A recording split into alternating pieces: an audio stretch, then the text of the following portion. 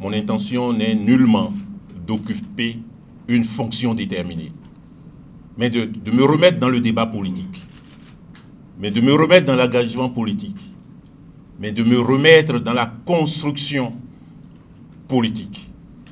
Beaucoup de choses sont encore à faire et il me paraît nécessaire, je revendique la qualité d'un intellectuel engagé, il paraît nécessaire de renoncer au confort institutionnel et de se remettre en chemin en parcourant les monts et vallées, les villages et les villes, les quartiers, les arrondissements, et faire en sorte que nos compatriotes comprennent mieux ce que, au plan politique, on leur offre et qu'ils participent mieux à la réalisation de cette offre politique.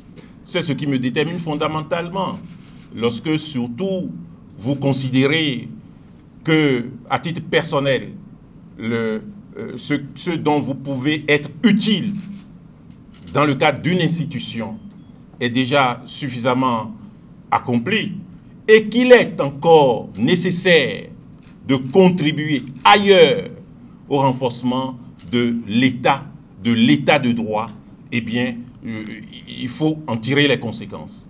Nous avons tiré ces conséquences-là.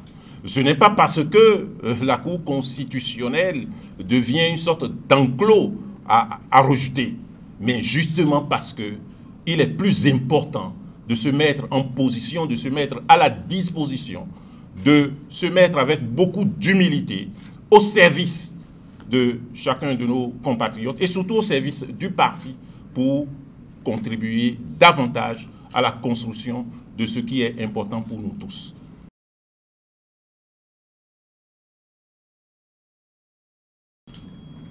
Je suis candidat à tout ce que le parti me demandera de faire.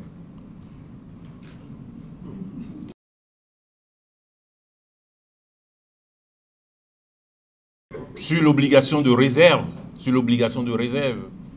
elle est attachée à la Cour constitutionnelle. Vous comprenez que je suis suffisamment averti pour ne rien révéler, pour ne rien dire qui soit dans le périmètre de la Cour constitutionnelle.